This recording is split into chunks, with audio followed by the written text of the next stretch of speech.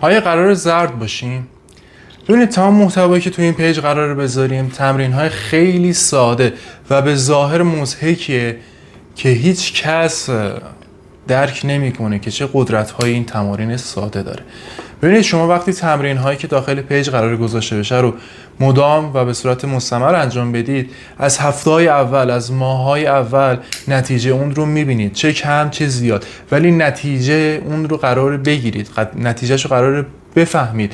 چون ببینید بحث درآمد، کسب و کار، همه اینها 95% کل موضوع برمیگره به اینجا، به مغز ما، به چیزی که داخل ذهن ماه، چیزی که داخل مغز ماه.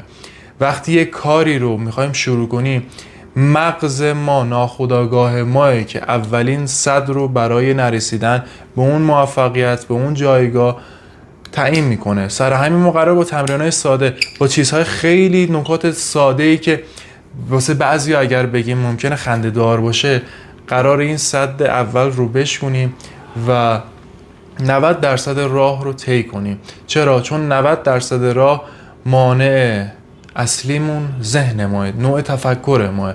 پس اینجا هیچ چیزی فروشی نیست. تمام مطالبی که قراره تو این پیج قرار بگیره طلاییه.